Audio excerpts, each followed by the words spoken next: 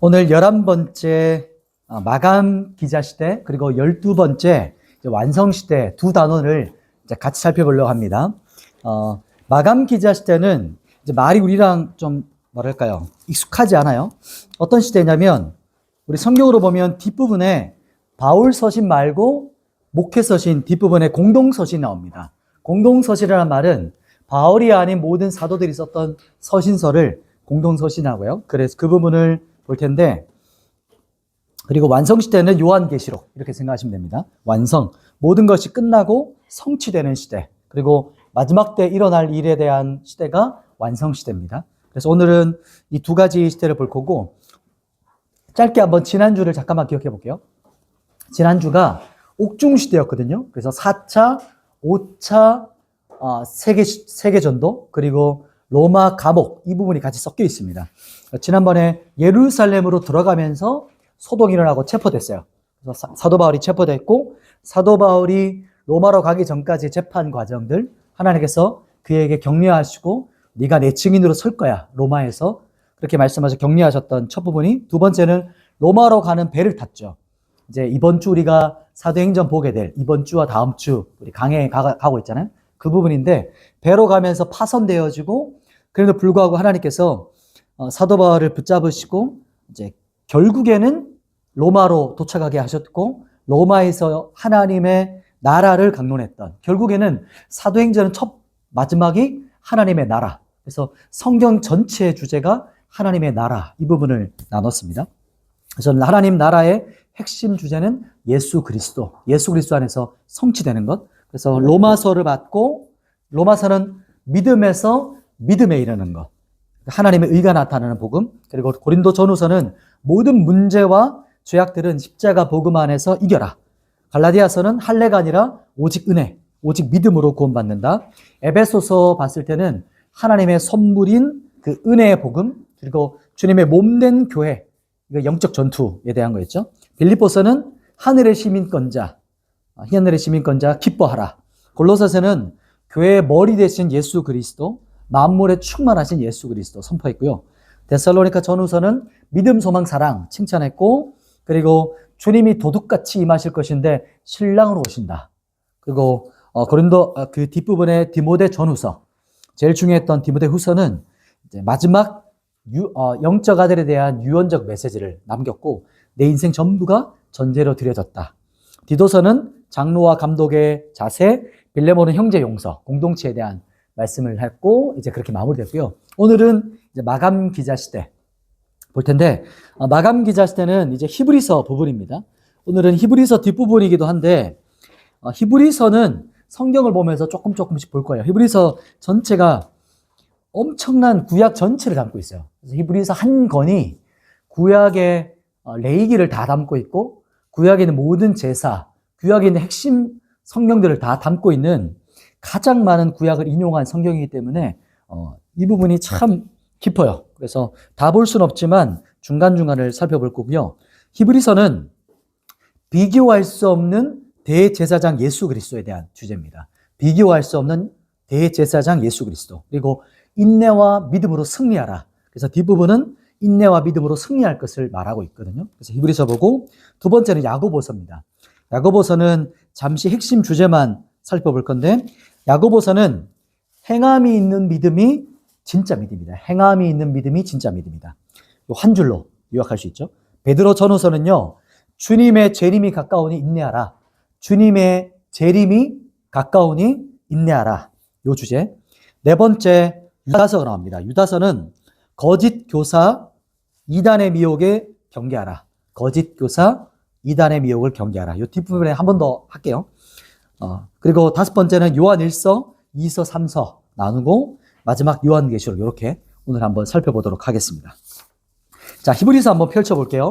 히브리서로 성경을 보시고, 히브리서의 배경적인 역사적 배경은 로마로 인한 극심한 박해와 핍박이었던 시대였어요. 그러다 보니까 배교하는 그리스도인이 생기는 거예요. 이 배교가 어떤 거였냐면, 예수님을 믿으며 박해를 받아요. 그런데 그 전에 믿었던 종교가 어떤 거였죠? 유대교였어요. 유대교는 로마에서 인정했거든요. 유대교를 믿으면 박해가 없어요. 그러다 보니까 어떻게 하냐면, 그리스도인이었던 사람들이 다시 어디로 돌아가요? 유대교로 돌아가는 거예요. 이것으로 인해서 히브리서가 쓰여지는 배경이 됩니다. 유대교로 돌아가지 마라. 가장 최고의 예수 그리스도, 그 누구와도 비교할 수 없는 존재이신 예수 그리스도의 우월성을 강조합니다. 예수 그리스도의 우월성. 누구와 비교하냐면 성경에 나와요. 첫 번째는 천사가 나오고 천사와도 비교할 수 없다. 그리고 아브라함과도 비교할 수 없는 존재이시고 모세가 또 나오죠. 이게 그 나왔던 성경 인물이 왜 나오냐면 모세와도 비교할 수 없는 존재이시고 여호수아와도 비교할 수 없는 그 탁월하심 예수 그리스도를 강조하거든요. 그래서 유대교로 돌아가지 마라, 옛날로 돌아가지 마라 이렇게 강조하는 부분인데, 그래서 배교자들이 속출하고 있는 그 시대 가운데 믿음의 선한 싸움과 승리를 격리하는 편지가 이 히브리서예요.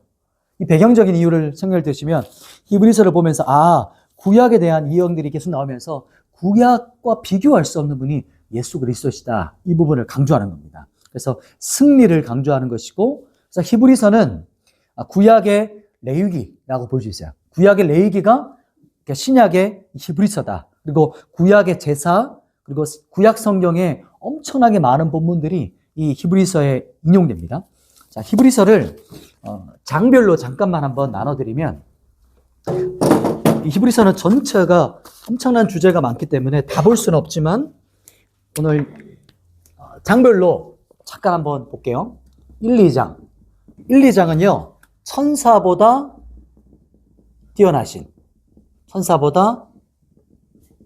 뛰어난 예수 그리스도. 이렇게 됩니다. 히브리서입니다. 히브리서 구조. 히브리서 전체 구조로 본다면 1, 2장, 그리고 3에서 4장은요, 이게 똑같아요. 누구보다 뛰어나냐면 선지자입니다. 선지자보다 뛰어난 예수 그리스도. 요 똑같은 말이 합니다. 똑같은 말. 그리고 5장에서 6장이죠. 5장에서 7장. 7장은 제사장입니다. 제사장보다 뛰어난 예수 그리스도. 이걸 강조하고요. 그리고 8장부터 10장 부분은 누구냐면 율법. 구약의 율법보다 뛰어나신 예수 그리스도를 강조해요. 마지막 11장에서 13장까지는 이제 믿음의 생활. 이제 믿음장이죠. 그죠? 믿음의 생활의 본이 된 예수 그리스도. 이렇게 강조하는 부분이 나옵니다. 그래서 딱 정확하게, 왜냐하면 장절이 나중에 나와졌기 때문에 정확히 구분하기는 어렵지만 이렇게 크게 주제를 본다면 이런 거예요. 그래서 천사보다, 선지자보다, 제사장보다, 율법보다, 그러니까 구약의 어떤 존재들보다 뛰어나신 분이 예수 그리스도다. 이거를 히브리서에서 강조하는 것이 히브리서의 핵심 주제고요. 그리고 이제 성경으로 한번 볼까요? 히브리서가 1장 1절 같이 한번 볼게요. 한 절씩 보면서 잠깐만 한번 설명해 보겠습니다. 1장 1절 한번 같이 읽어보겠습니다. 시작. 옛적에 선지자들을 통하여 여러 부분과 여러 모양으로 우리 조상들에게 말씀하신 하나님이. 아멘. 1절에 구약에 그대로 숨겨져 있어요. 옛적에 나오죠. 옛적에 선지자들을 통하여. 이게 바로 구약 성경 전체를 인용하는 거예요. 구약 성경. 옛적에 선지자를 통하여 말씀하셨다. 2절 보시겠어요? 2절에 보시면 같이 읽을까요? 시작. 이 모든 날 마지막에는 아들을 통하여 우리에게 말씀하셨으니. 여기까지. 아들을 통하여. 지금 이것이 바로 신약이에요. 예수 그리스도를 통해서 우리에게 말씀하셨다. 신약을 인용하는 거고요. 3절로 가보시면 3절에 하나님의 영광의 광채이신 본체의 형상. 이분이 누구시라는 거죠? 예수 그리스도시다. 그래서 신구약을 전체로 말하면서 그 모든 영광, 하나님의 영광의 광채가 바로 예수 그리스도시다. 이렇게 1장 첫 부분부터 이렇게 시작하는 거죠. 그리고 4절 부분 나오죠. 누가 나오죠? 이제 등장이? 천사보다 뛰어나시다.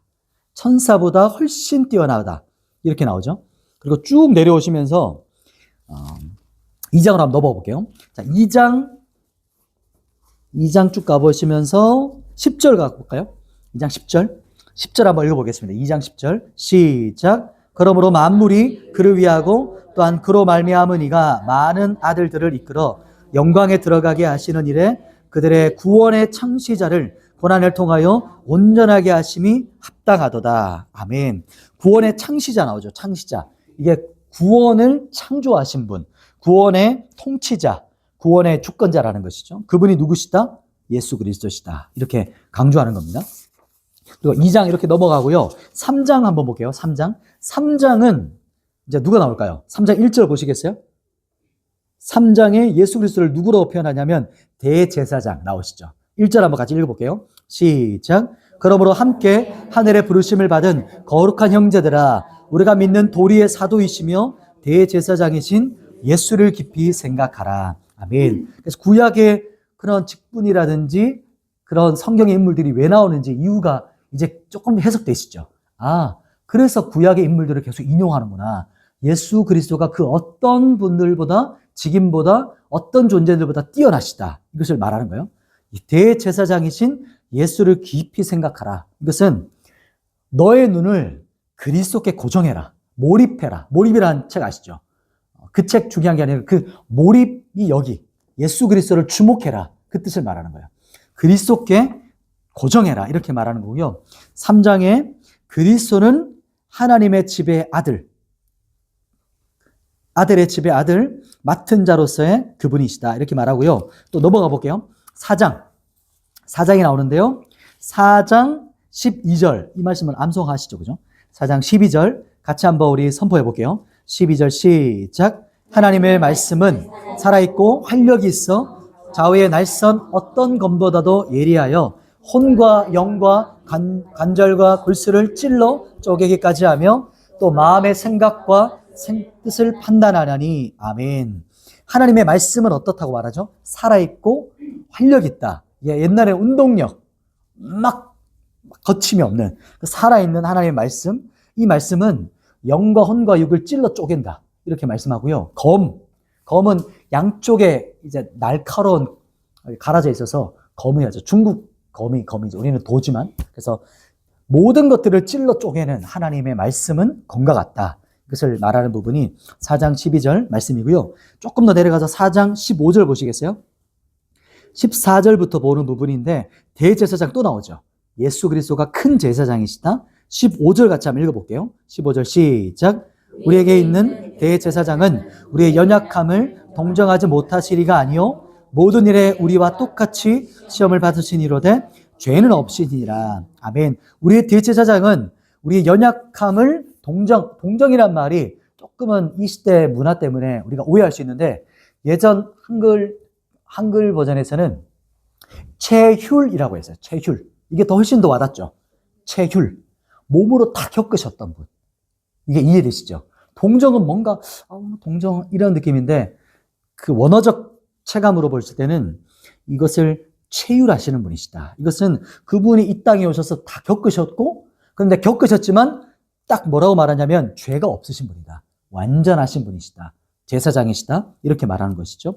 우리의 연약함을 다 아시는 육체를 입고 오셨고 그걸 다 이기셨던 분이시다. 이렇게 강조하는 거고요.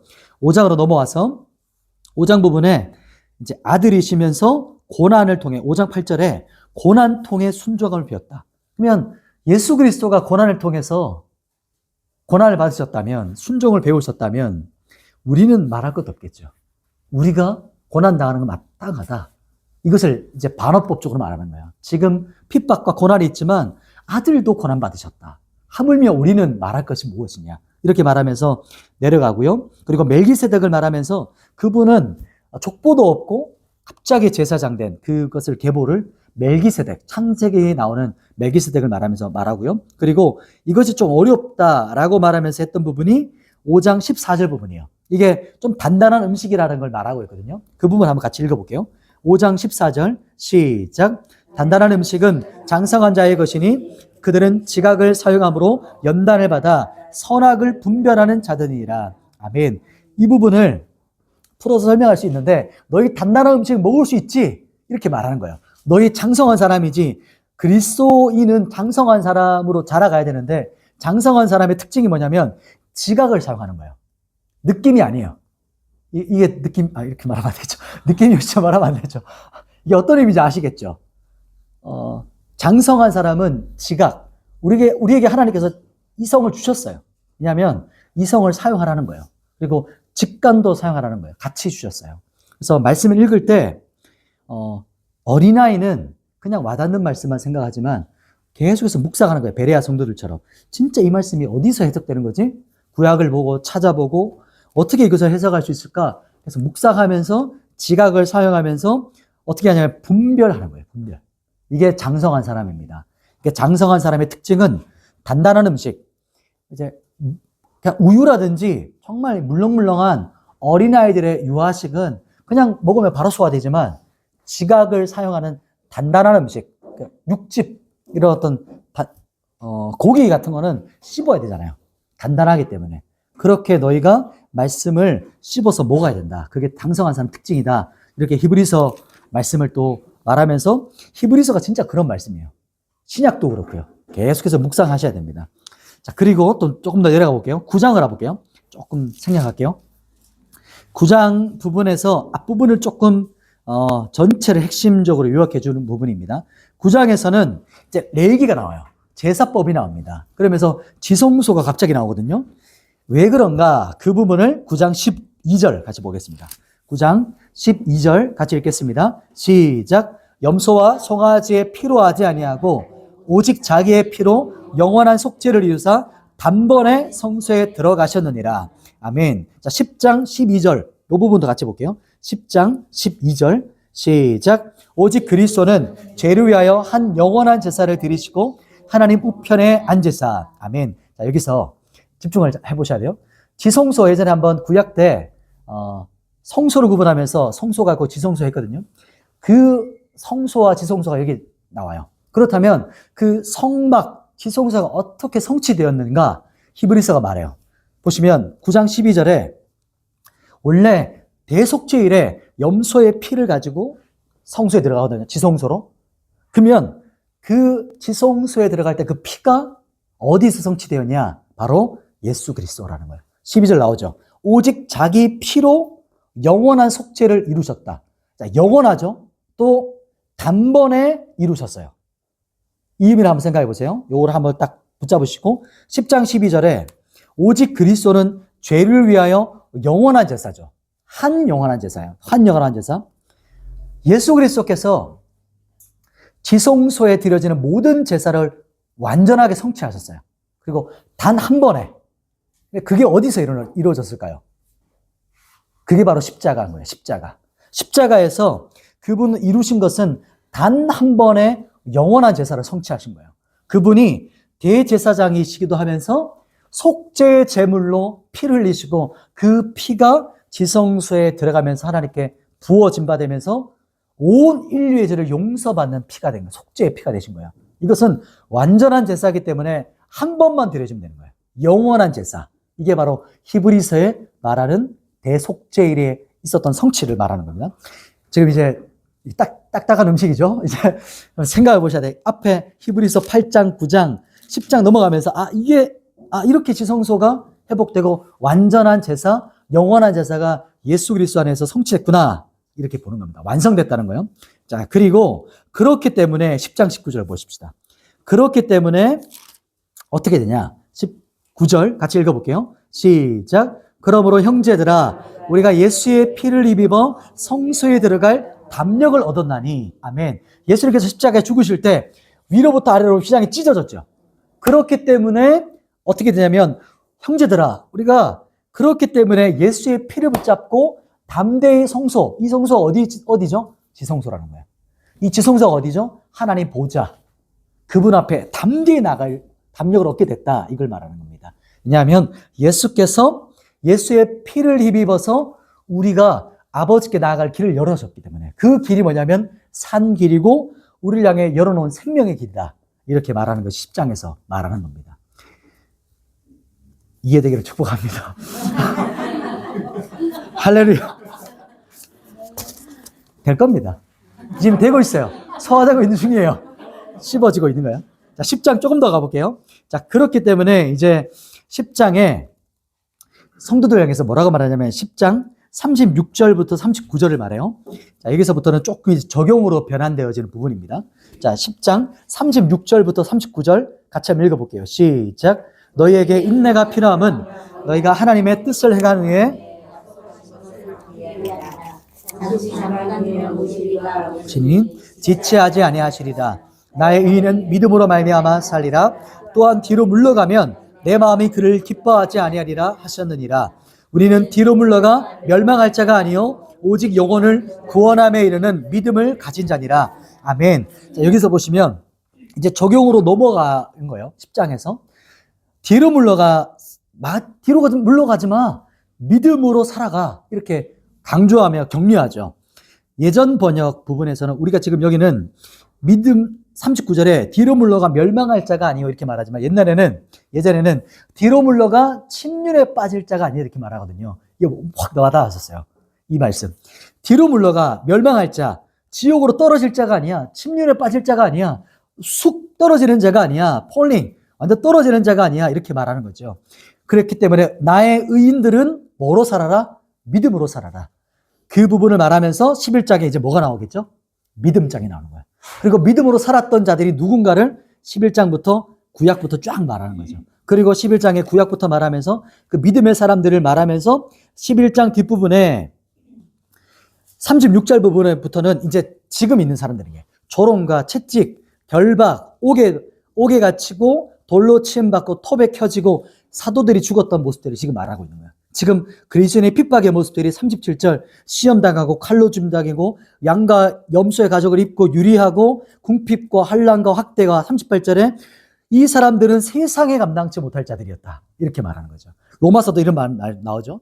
세상에 감당하지 못할 자들. 사도행전에도 말씀 나옵니다. 이러면서 11장 1절에 우리가 말했지만 믿음은 바라는 것들의 실상이요 보이지 않는 것들의 증거다라고 하면서 11장 정말 주옥 같은 말씀 믿음장이에요. 이 11장은 계속해서 씹어 먹으시면서 이게 여러분 안에서 실제가 될 때까지 진짜 믿음이 일어날 때까지 이건 믿음은 신비거든요. 이성도 아니고 설득도 아니에요. 믿음은 부어지는 것이고 하나님께 주어지는 거예요. 신비라고 보는 거죠. 그래서 결국에 믿음이라는 것은 내가 할 수 있는 게 아니고 하나님께 주시는 선물입니다. 그래서 이 11장을 계속해서 묵상하시면서 보이지 않지만 보는 것. 그래서 역설적이죠. 그리고 11장 6절은 믿음이 뭐냐 이렇게 말하는 것이죠. 우리 같이 한번 선포해 볼까요? 11장 히브리서 11장 6절 시작. 믿음이 없이는 하나님을 기쁘시게 하지 못하나니 하나님께 나아가는 자는 반드시 그가 계신 것과 또한 그가 자기를 찾는 자들에게 상 주시는 이심을 믿어야 할지니라. 아멘. 믿음은 하나님을 기쁘게 하는 거다. 이렇게 말하죠. 하나님께 나아갈 때 가장 최고의 선물이 누구실까요? 하나님 자신이에요. 이게 가장 최고의 선물이에요. 성령. 마태복음도 나오죠. 구약 신약 예수님께서 말씀하신 가장 최고의 선물 성령을 주실 거야. 그분이 바로 하나님이십니다. 그리고 히브리서 12장으로 넘어가겠습니다. 히브리서 12장 1절과 2절. 그렇기 때문에 그 믿음의 사람들 누구냐? 이제 너희가 그 사람들에 대해 격려하면서 이제 말하죠. 12장 1, 2절 같이 한번 선포해 볼게요. 시작. 이러므로 우리에게 구름같이 둘러싼 허다한 증인들이 있으니 모든 무거운 것과 얽매이기 쉬운 죄를 벗어버리고 인내로서 우리 앞에 당한 경주를 하며 믿음의 주요 또 온전하게 하시는 이인 예수를 바라보자.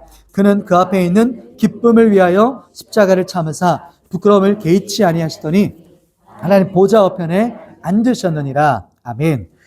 믿음의 주요, 믿음의 창조자이신 예수 그리스도를 말하는 거예요.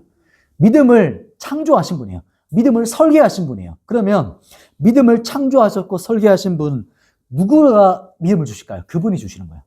그분이 창조하셨고 믿음을 주시는 분이시고 그분을 바라봐라. 그분에게 눈을 고정해라. 온전히 그분을 바라봐라. 그리고 그분이 완성하실 것이다. 이렇게 말씀합니다. 그리고 십자가에서 이루셨고 하늘 보좌에 앉으신 말하죠. 주님을 바라봐라. 이렇게 말하면서 히브리서 기자가 환난과 핍박 가운데 있는 성도들을 믿음으로 격려해요. 뒤로 물러나지 마. 끝까지 싸우자. 함께 달려가자. 이렇게 격려하면서 히브리서가 마무리를 맺습니다. 야고보서는 핵심만 이제 그 뒷부분 공동서신은 주제만 말할게요. 우리가 요한계시록을 다 살펴보려도 시간이 부족하기 때문에 그 공동서신 부분은 잠깐 보겠습니다. 야고보서는요, 행함이 있는 믿음이 진짜 믿음이다. 핵심 주제만 잠깐 말씀드리겠습니다. 자, 야고보서는 뭐라고요? 행함이 있는 믿음이 진짜 믿음. 야고보서는 행함. 행함이 있는 믿음이 무슨 믿음이라고요? 진짜 믿음이다. 진짜 믿음이다. 이렇게 말하고요. 이거는 여러분이 메모할 수 있으시면 메모하셔도 좋을 것 같아요. 1장은요, 믿음의 시험에 대한 겁니다. 시험. 믿음이 반복돼요. 1장은 믿음의 시험, 2장과 4장은요, 믿음과 행함. 믿음과 행함. 이 두 가지가 어떻게 서로 조화를 이루는가, 어떻게 서로 완전하게 되는가. 그리고 중간에 3장은요, 말과 행위가 일치되는 것. 말과 행위 일치. 말과 행위 일치. 3장은요. 마지막 5장은요, 믿음의 기도를 말합니다. 믿음의 기도. 믿음의 기도. 혹시 못 적으신 분은 영상 한번 보시면서 한번 다시 한번 적어보세요. 야고보서 핵심 말씀을 한번 읽어볼게요. 2장 22절과 26절 두 절입니다. 야고보서 2장 22절, 26절 두 절 한번 읽어볼게요. 같이 한번 선포해볼까요? 시작. 내가 보거니와 믿음이 그의 행함과 함께 일하고 행함으로 믿음이 온전하게 되었느니라. 아멘. 26절 시작.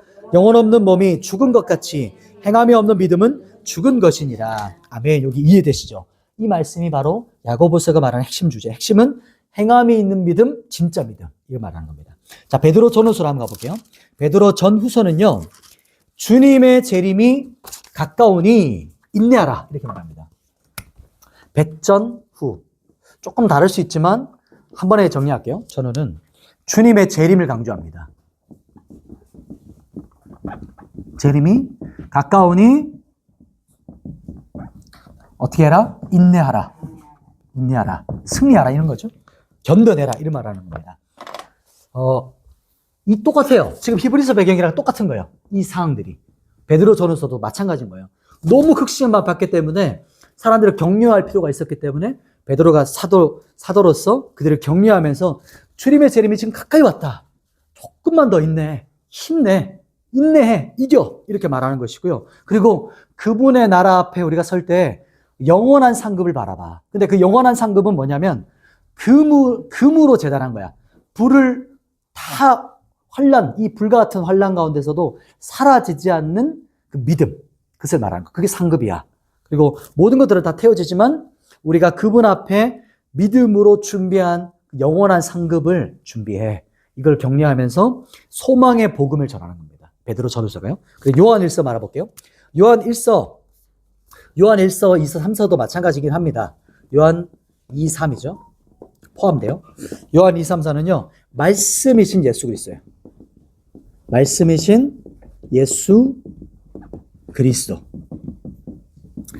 조금 더 주제가 크긴 해요. 요한 1서는 이렇게 한 번에 하기는 너무 큰 책이에요. 짧은 책이지만 그 안에 엄청나게 한 절 한 절 깊은 내용들이 많기 때문에 이렇게 한마디로 다 표현할 수는 없지만 그럼에도 불구하고 요한 사도의 핵심 키워드는 요한복음, 요한 1서, 요한계시록 거의 첫 부분이 일맥상통한 게 예수 그리스도, 말씀이신 예수 그리스도. 태초부터 계셨던 말씀이신.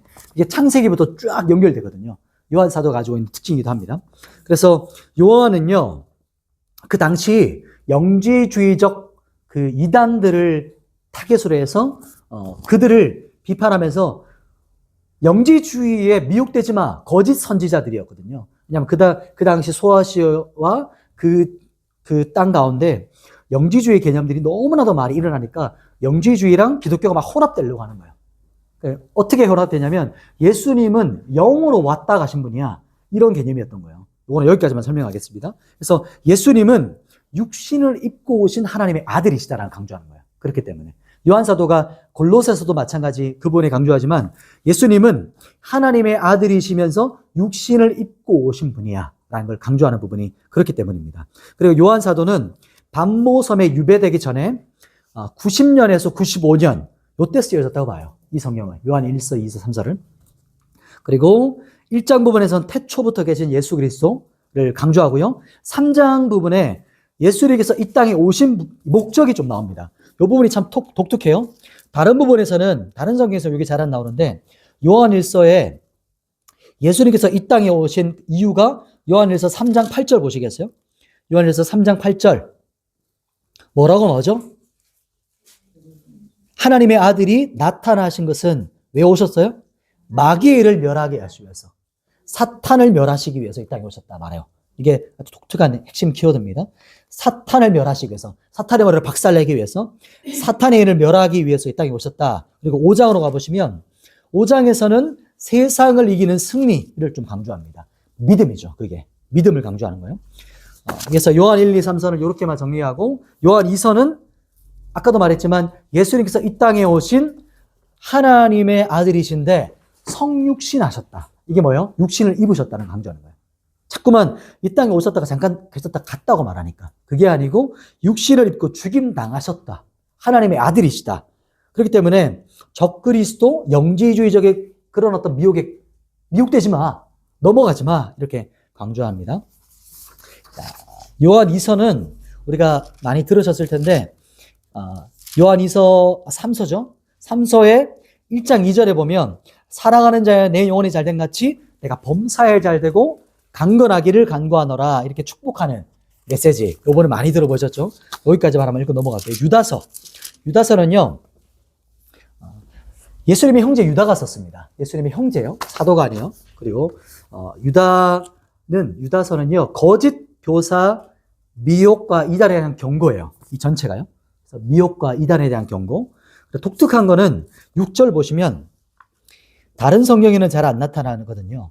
이게 1장 6절에 요한계시록에 좀 이따 살펴보겠지만 여기서 자기 처소를 떠난 천사들에 대한 부분이 나옵니다. 큰 날 심판 나갈 때 흑암으로 이제 떨어지는 이 부분을 말해요. 흑암에 가두셨다 이렇게 말한 부분 나오는데 이 부분은 요한계시록 나눌 때 요한계시록에 사탄이 무적에게 해서 잠시 풀려나는 그 부분을 여기서 같이 일맥상통하는 부분입니다. 이제 드디어 이제 요한계시록 가보겠습니다. 요한계시록 넘어갈게요. 요한계시록은요 AD 95년 이후입니다. 왜 이렇게 추정하냐면 사도 요한이 도미티안 황제 때 유배됐던 곳이 이제 지도로 보시면 주도 받으신 거 한번 보시겠어요? 한번 반모를 찾아보시겠어요? 이렇게 이렇게 있죠. 여기 반모라는 조그만 섬이 있어요. 지도에 반모라는 섬 찾아보셨나요? 여기로 지금 이제 유배를 갔고요. 지금 여기서 주일에 사도 요한이 계시를 받은 겁니다. 그래서 요한계시록이라고 성경은 말하지만 예수 그리스도의 계시를 받은 거예요.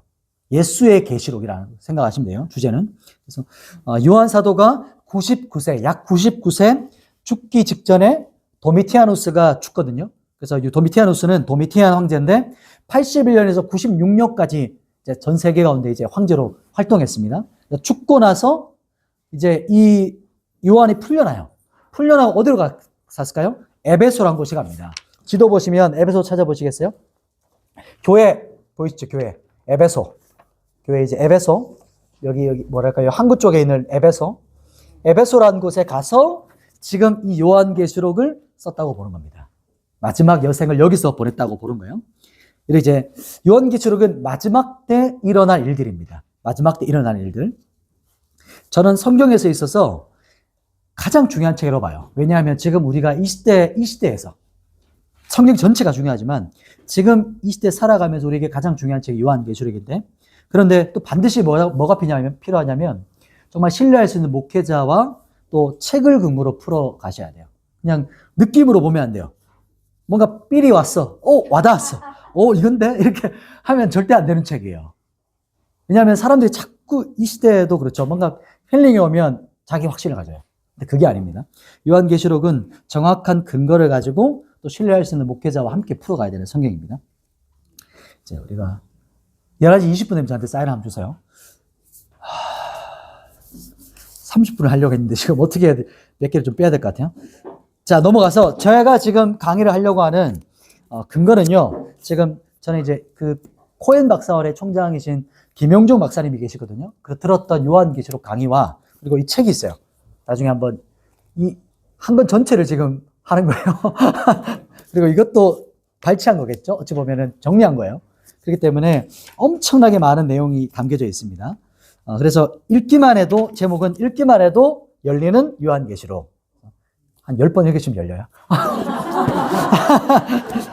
요거는 저도 지금 강의를 한 6번, 7번 듣고 있는 중이에요. 지금 풀어져 가고 있어요, 저도. 이게 되시겠죠. 저도 ing예요.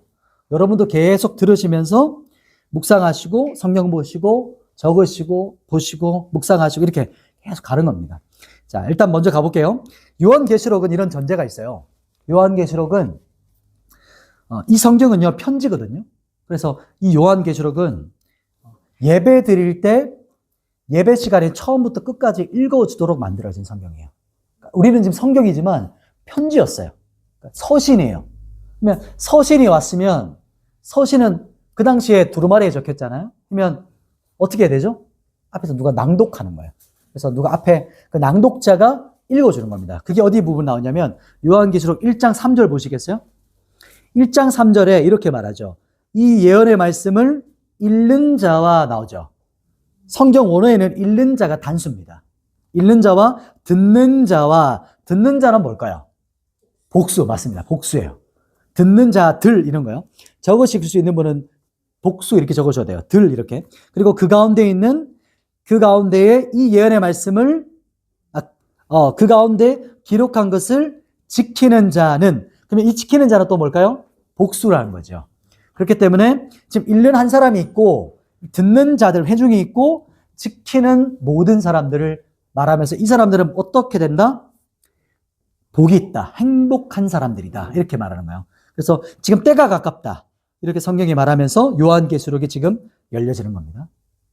그래서 성경 본문을 이제는 해석을 최대한 하지 않고요. 본문을 그대로 원어적으로 보면서 키아즘, 짝을 맞춰가면서 이렇게 한번 보도록 하겠습니다. 자, 큰 주제인데 요거는 제가 한 번만 말할게요. 그리고 지금 시간이 안 되기 때문에 반복하지 않고 나중에 영상 보시면서 한번 모종을 적으세요. 그리고 이 책에 나옵니다. 제목, 제가 장별로 제목 말할 거거든요. 그렇기 때문에 1장은 서론과 계시입니다. 그리고 2장부터 3장은 초대 7교회 편지, 2장, 3장. 그리고 4장 부분에서는 천상 공개 설교예요. 천상 공개 설교. 하늘의 예배의 모습을 말하는 겁니다. 하늘 예배. 5장은요, 마지막 시대에 되어질 일들이에요. 5장. 마지막 시대에 되어질 일들. 이 5장에서 예수님께 시간의 주권이 이양됩니다. 시간 주권이 이양되고요. 6장. 인을 때는 재앙. 인을 때는 재앙인데 하나님 관점에서는 심판이에요. 믿는 자들의 관점에는 심판. 인을 때는 재앙. 7장은 인침받은 14만 4천. 인침받은 14만 4천. 8장과 9장은요. 나팔 부는 재앙. 나팔 부는 재앙. 10장 두루마리. 10장에서 두루마리. 11장은 두 증인. 12장 하늘의 영적 전쟁. 12장 영적 전쟁. 하늘의 영적 전쟁. 13장은 두 짐승. 이 두 짐승은 짐승의 표 666 나와요. 짐승의 표 666. 14장은 계시록의 주인공은 누군가? 계시록의 주인공 14만 4천은 누구인가? 이거에 대한 주제입니다. 15장과 16장은요. 마지막 대접을 쏟는 대재앙. 심판을 말하는 거죠. 대심판. 그리고 17장 큰 음녀의 심판. 18장은 큰 성 바벨론의 심판. 19장 20장까지는 예수님의 재림과 천년왕국. 이게 바로 어린 양의 혼인잔치예요. 어린 양의 혼인잔치. 그리고 천상의 천년왕국. 21장 새 예루살렘. 이 새 예루살렘이 새하늘과 새 땅입니다. 22장은 예수님의 마지막 설교와 성도의 신앙 고백. 이 마라나타. 마지막. 그러면 우리는 어떻게 살 것인가가 마지막 22장 부분이에요. 자, 이제 1장으로 돌아와서요. 1장 제가 금방 했기 때문에, 그래서 1장 3절에 읽는 자, 듣는 자들, 지키는 자들, 이 사람들은 행복한 자들이다. 이렇게 축복하고 나중에 이 말씀을 두루마리 성경을 먹으라 라고 하는 에스겔, 요한계시록 성경에 계속 나오죠. 이 말씀에 일맥상통하는 거예요. 당시 초대교회 성도들은 계시록을요 암송한 성경이었어요. 그래서 이 예배 때 이렇게 회중하고 화답하는 성경이었던 거예요. 성도들이. 왜냐하면 그 당시 성경은 우리처럼 이렇게 성경을 다 갖고 있을 수가 없었어요. 그래서 한번 말해주고 성도들은 암송했어요. 계속해서 듣고 암송하고 선포하면 화답하고 이렇게 우리 교동문 하는 것처럼 그런 예배가 1시간 이렇게 쭉 진행된 겁니다. 그래서 연상하시면 돼요. 자, 1장은 그렇습니다. 2장과 3장 넘어가 볼게요. 2장 3장은 초대 7교회에 대한 편지입니다. 7교회 편지. 자, 여기서 지도 한번 보세요. 자, 7교회 외울 때 이렇게 외우세요. 초대 7교회 한번 말해 보시겠어요? 어떻게 되죠? 7교회? 자신감을 가지고 한번 성경을 보셔도 되고 지도 보시면서 어떻게 되죠? 에베소, 서머나, 버가모, 두아디라, 사대, 빌라델피아, 라오디게아 이렇게 나오죠. 암송하는 방법이 쉬운 방법이 있어요. 첫 글자 외우기. 7교회 뭐죠? 서버, 두사빌라. 이렇게 해야 돼. 애써봐도 별 소용 없더라. 애써버 두사빌라, 애써버 두사빌라. 이렇게 7교회를 암송하는데요. 지도 보시면 왜 근데 순서가 이럴까요? 바로 대답할게요. 다른 의미가 있잖아요. 지도 보세요. 지도 한번 이게 길입니다. 편지잖아요. 그러면 7교회 초대교회 보냈으면 어떻게 봤어요? 서신서니까 이렇게 여기 있다가 그 다음 교회 보내고 그 다음 교회 보내고 이렇게 봤어요. 그래서 에베소 먼저 갔다가 서모나 갔다가 사대가 그러니까 위에 페르가움 여기에 이제 뭐죠? 에서버 버가모죠. 버가모 그리고 두아디라 사대 빌라델피아 라우디아 이렇게 돌아왔던 겁니다. 성경이. 이거 한번 보시면 이렇게 7자가 나와요. 글자가 이렇게도 암송하시면 돼요.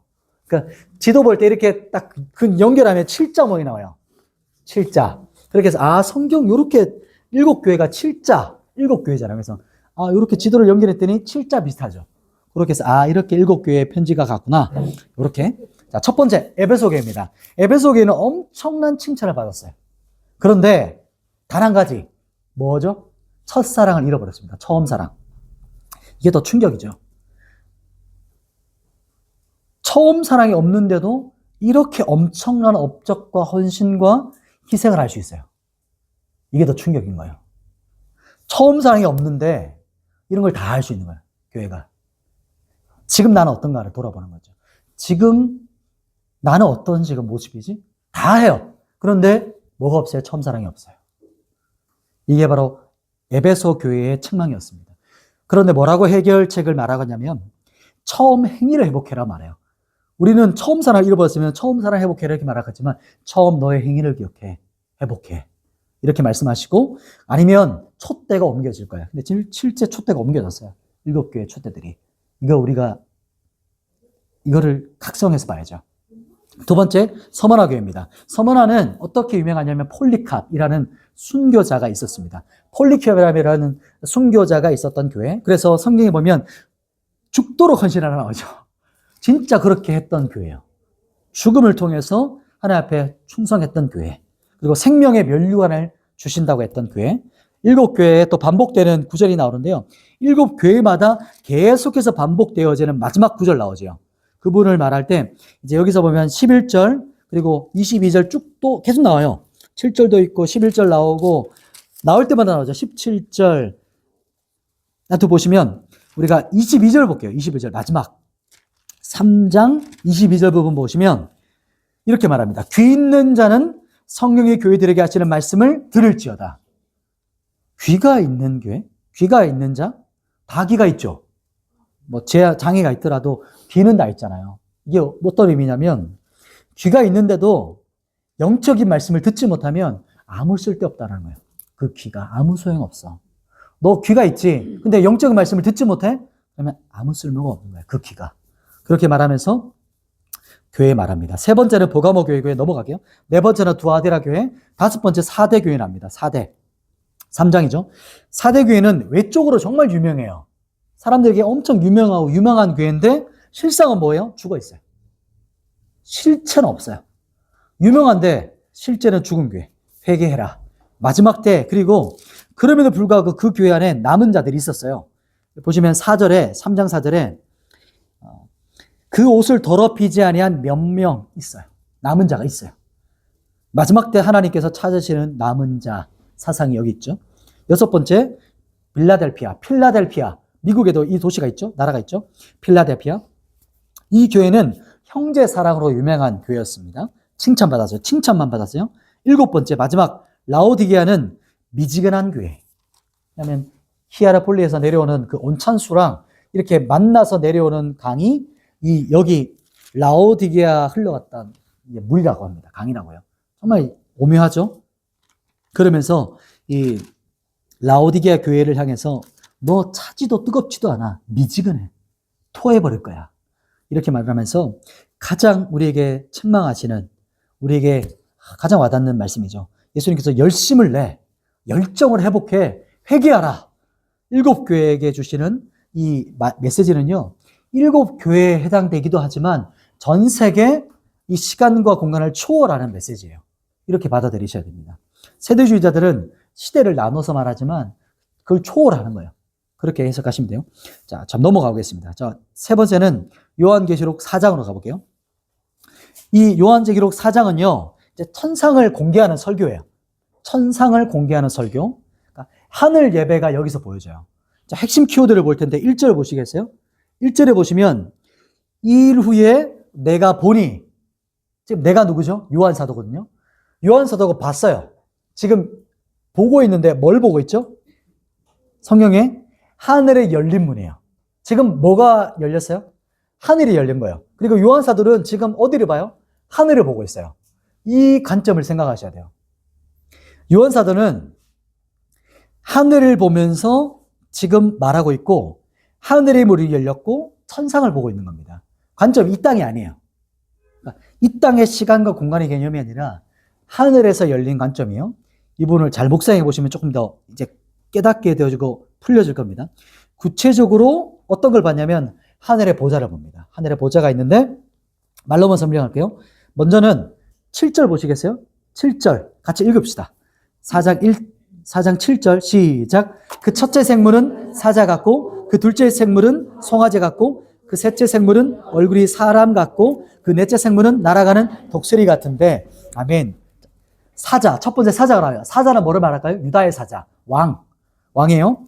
여러분 나중에 적으세요. 사자는 왕. 그리고 이 부분은 어떻게 말하냐면 성경에 마태복음을 상징하는 거죠. 마태복음, 왕이에요. 왕의 복음. 그리고 두 번째는 누가 나오죠? 송아지가 나옵니다. 송아지는 마가복음이고 종을 상징해요. 마가복음 종. 두 번째. 세 번째는 누가 나오죠? 얼굴이 사람 같아요. 인자를 말합니다. 인자를 상징하고 누가복음이에요. 누가복음.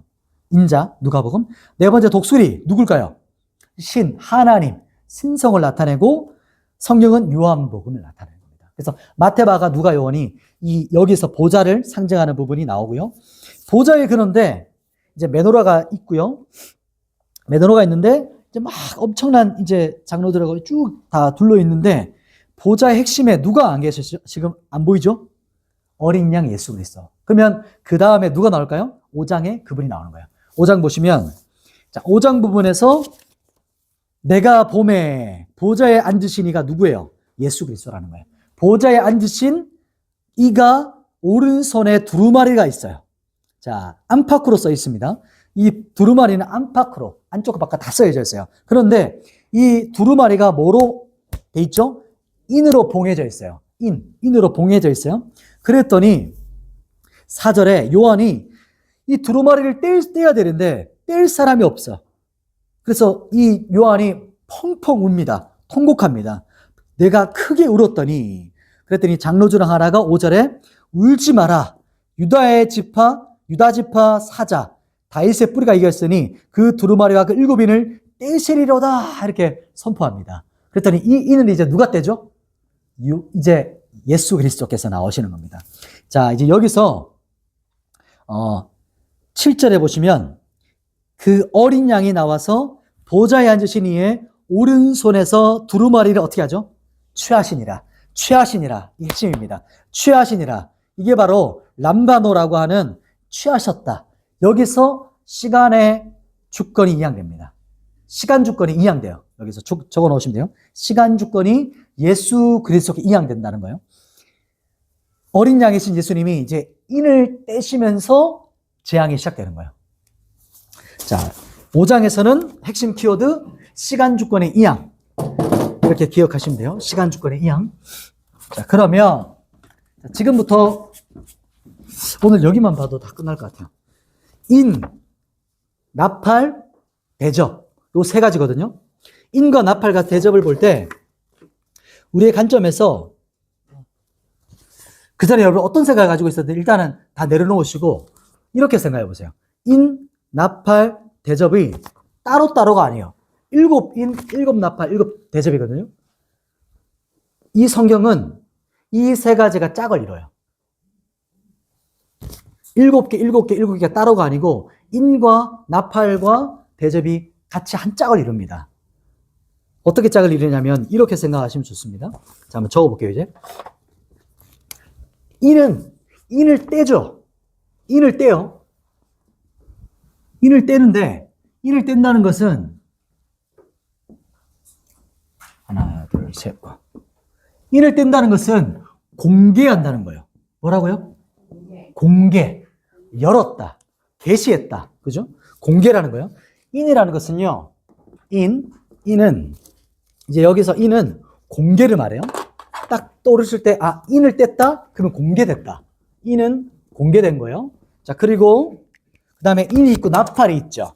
나팔은요, 우리가 나팔 불때라고 하면서 구약의 모든 원어적 관점은 나팔은요, 시작을 알리는 거예요. 나팔절 있죠. 이제 재림의 절기가 시작되었다. 이렇게 선포하는 거거든요.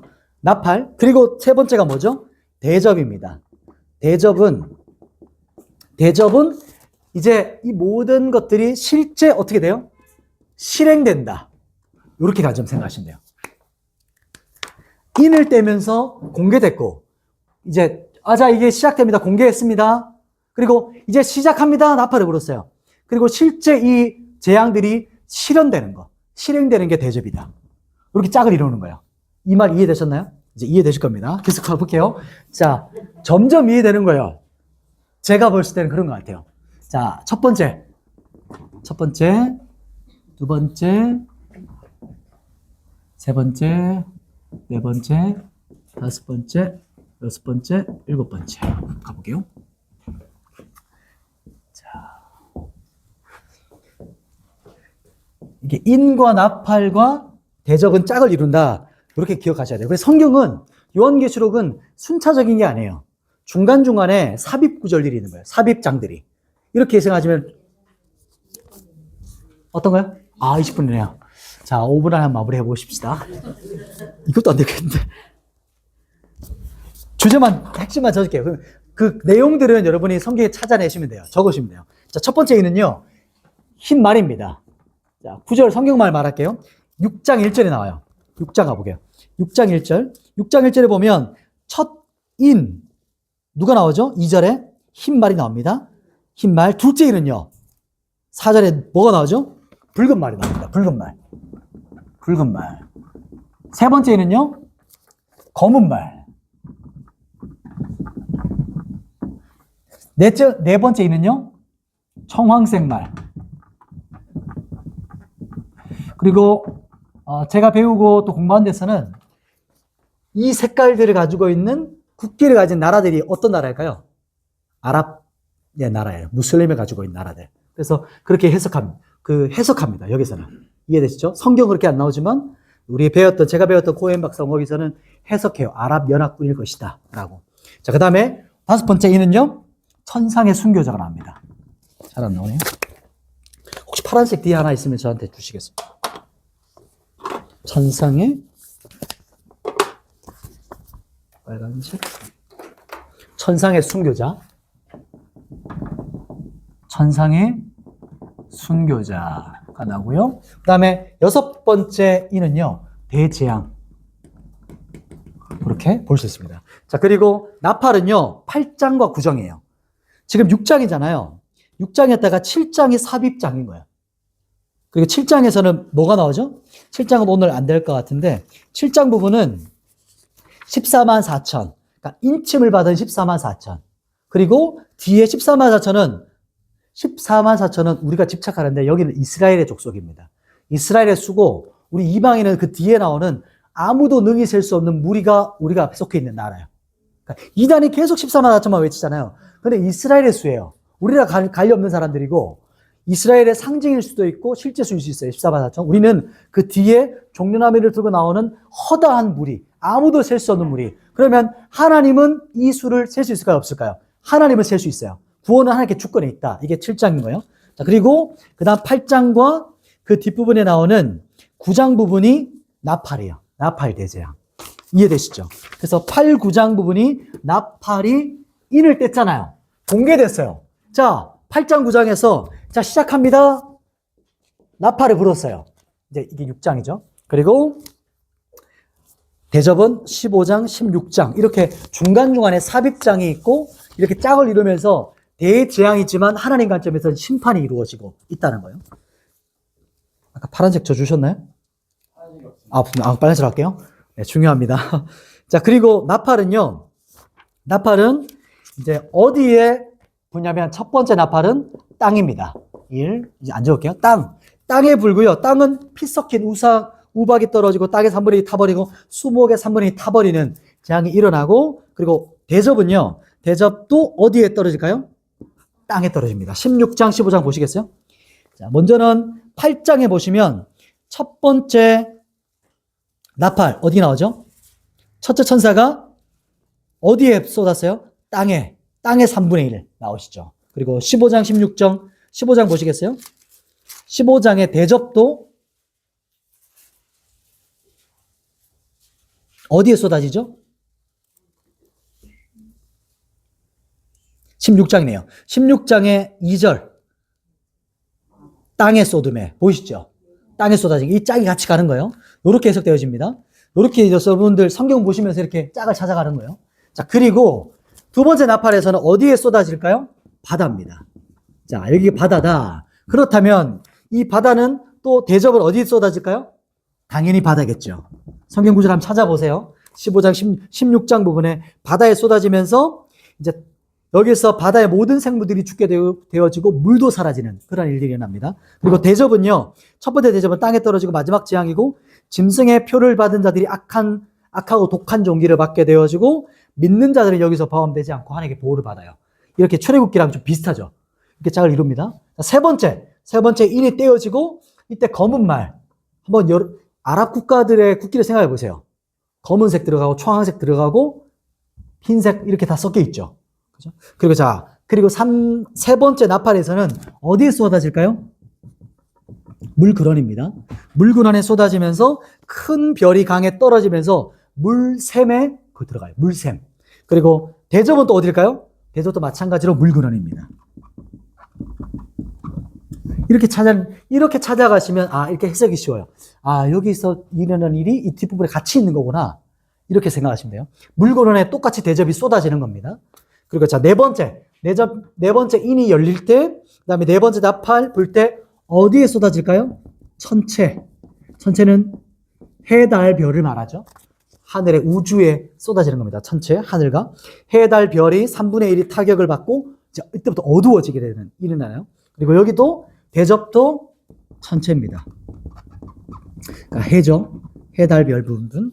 이렇게 해서 해에 쏟아지고, 불로 사람들이 태워지고, 그 다음에 회개하지 않아요, 사람들이.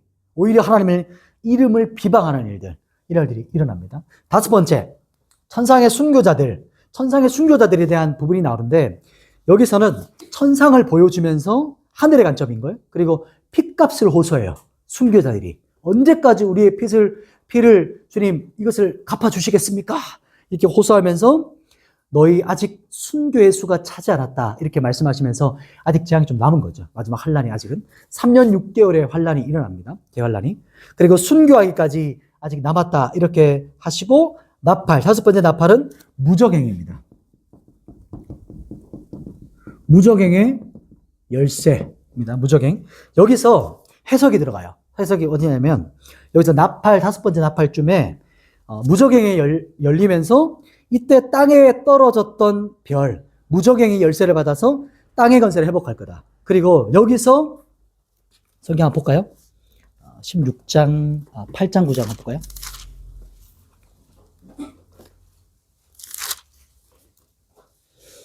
(8장에) 보시면 9장이네요. 9장에 보면 1절에 무적행의 열쇠를 받았더라. 2절에 무적행을 여니라고 나오죠. 그죠? 이 부분이 뒤에 16장 보시겠어요? 13장도 짐승이 나오게 돼요. 이런 부분들을 설명해 주는 겁니다. 옅뱀, 큰 용, 마귀, 이게 사탄입니다. 사탄이 여기서 잠시 풀려나는 걸 말하는 거예요. 그렇게 해석합니다. 그래서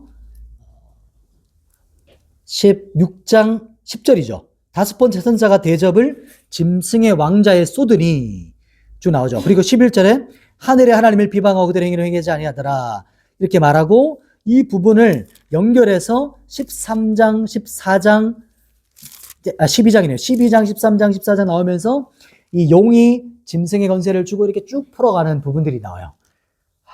다 하려면 괜히 풀다가 여러분이 이해를 못 하실 수 있기 때문에 쉽게만 얘기하면 이때 이제 짐승의 보좌가 열려지고 잠시 풀려나면서 이때 대환란 3년 6개월의 대환란이 잠시 있으면서 성도들이 이때 고통을 받고 이제 쭉 시작됐겠죠. 그전부터 이런 일이 벌어질 것이다 라고 보는 겁니다.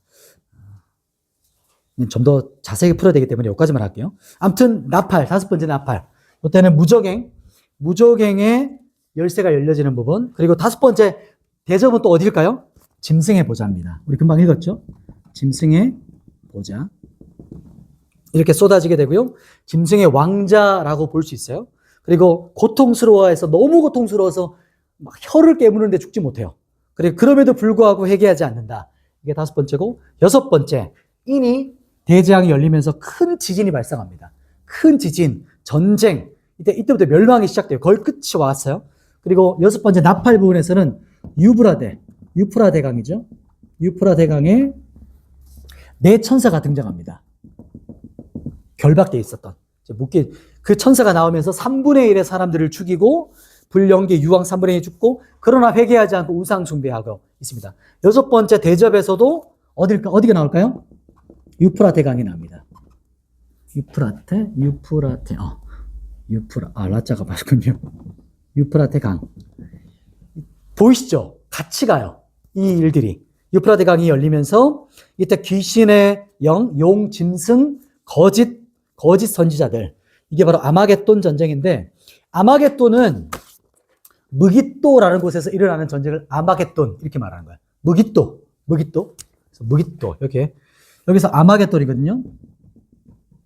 아마겟돈. 이게 아자를 붙인 거예요. 그래서 무깃도에서 일어나는 전쟁을 마지막 전쟁이 말하고, 이것을 뭐라고 또 다르게 말하냐면 성경에서는 에스겔서 38장에도 나와요. 곡과 마곡 전쟁이라고 해요.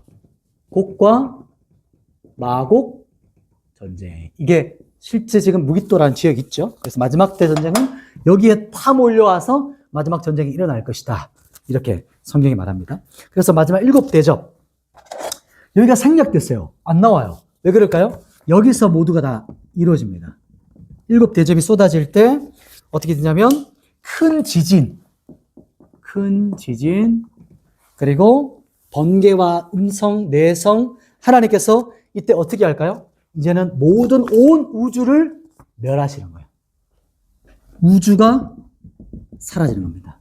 모든 것들이 사라지고, 그리고 나서 이제 하늘의 천상에 새 하늘과 새 땅, 그게 바로 새 예루살렘이에요. 똑같아요. 새 예루살렘이 천상이고 천상이 새 하늘과 새 땅인 거예요. 그러니까 이 땅에 자꾸 새 하늘과 새 땅 하니까 이단 이제 보이시죠? 그게 아니구나. 사도 요한은 하늘의 것을 봤거든요. 이 땅이 아니라 새 하늘과 새 땅은 하늘의 것이에요. 천상이에요. 근데 이 땅에서 새 하늘과 새 땅 그게 아니다. 요거를 핵심 생각하시면 돼요.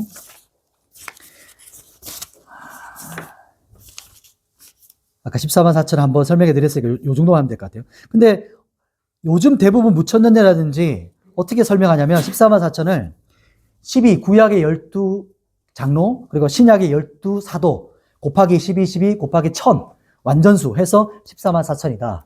그러니까 안전해요, 해석은. 그런데 이게 무슨 말이지? 잘 모르겠죠. 저도 아무리 들어도 참 좋은 해석인 것 같은데 안 하다는데 성경 원어로 보면 이스라엘이라고 나와요, 정확하게. 보시겠어요? 7장, 계시록 7장 4절 14만 4천 9절이 계시록 7장 4절이거든요. 내가 이침을 받은 자의 수를 들으니 앞에 뭐라고 나오죠? 이스라엘 자손의 각 지파요. 이거를 그냥 사람들이 넘겨요. 그냥 이스라엘 자손 정확히 나오죠. 이스라엘 사람들의 자손의 지파 수다. 우리는 9절이에요. 우리 이방인은 9절. 이후에 내가 보니 각 나라와 족속과 백성과 박원, 여기가 우리예요. 아무도 능히 셀 수 없는 큰 무리. 이 사람들이 우리구나 이렇게 생각하시면 됩니다. 지금 2분 안에 이제 마무리하고 마치겠습니다. 14장 가볼게요. 14장에 이 요한계시록의 주인공이거든요. 14장은 14만 4천의 주인공 누군가? 14장에 4절 5절 보시겠어요? 4절과 5절 같이 한번 읽어보겠습니다. 14장 4절 5절 시작. 이 사람들은 여자와 더불어 더럽히지 아니하고 순결한 자라. 어린 양이 어디로 인도하든지 따라가는 자며 사람 가운데에서 속량함을 받아 처음 익은 열매로 하나님과 어린 양에게 속한 자들이니. 아멘. 여기 그 입에는 거짓말이 없고 흠이 없는 자들이더라. 아멘. 이 사람들이 요한계시록의 주인공들이다. 순교하는 자들. 이 당시는 네로 황제를 지나서 더 극심한 도미티안 황제의 극심한 박해가 있던 시대였어요. 14만 4천의 이방인의 능히 셀 수 없는 물이 더럽히지 아니하고 순결한 자들, 어린 양이 어디로 인도하든지 따라가는 그 자들이다. 이 사람들이 순결한 신부고 이기는 자다. 이렇게 말하는 거죠.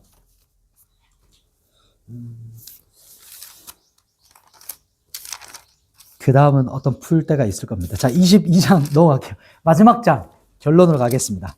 22장 20절. 앞에도 한번 말씀드렸는데 요한계시록은 화답이었잖아요. 성도들하고 마지막 화답.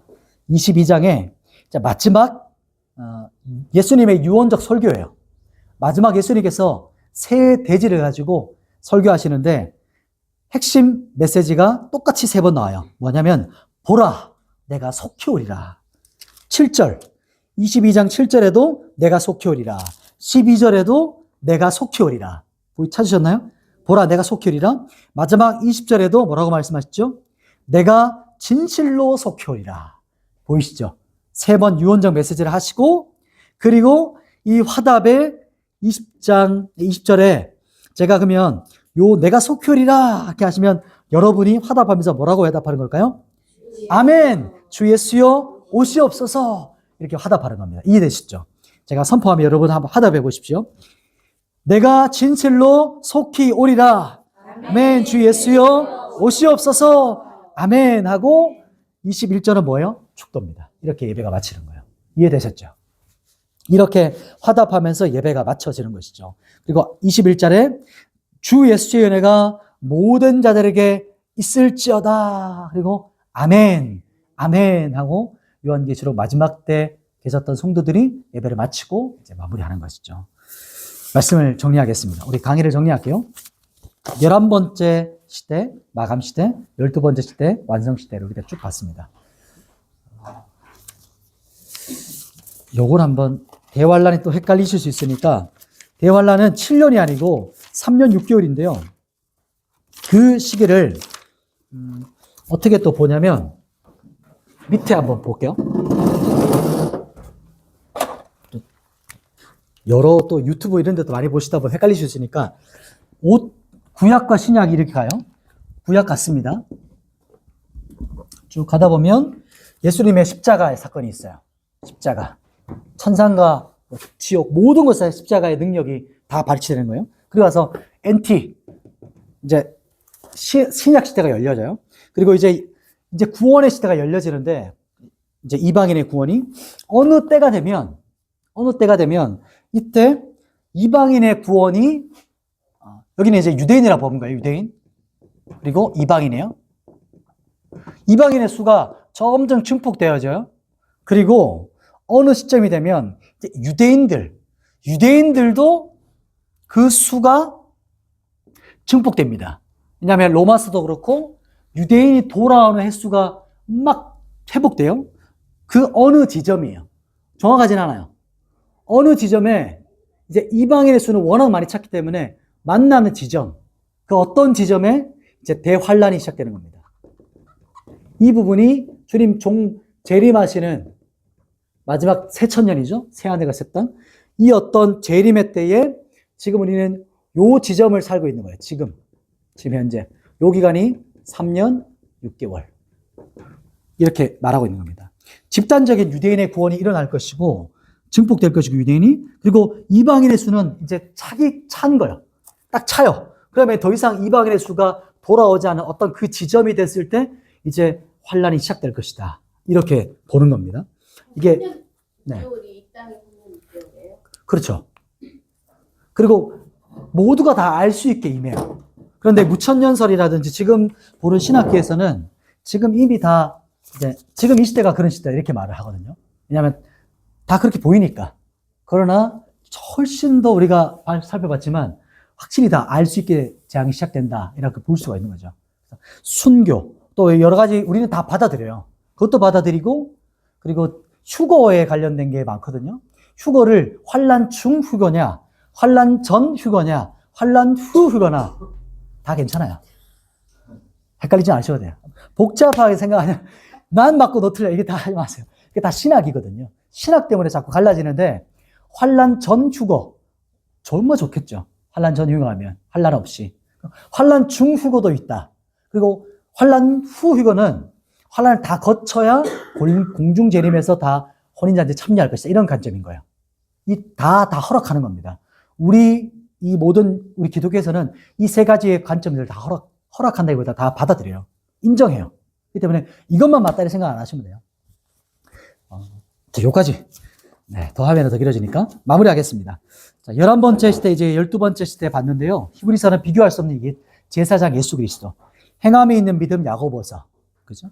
베드로전에서 재림의 때가 가까웠다. 요한일서 말씀이신 예수 그리스도. 유다서는 거짓 교사 이단 미혹 경계해라. 요한계시록 제일 중요한 지금 이 시대에 우리가 계속해서 깨어있어 바라봐야 되는 성경입니다. 7 교회에 주시는 메시지. 지금 시대를 초월하는 메시지예요. 지금 나에게 주시는, 지금 우리 교회에 주시는 메시지다. 에서버 두사빌라. 그리고 인과 나팔 대접은 짝이 된다.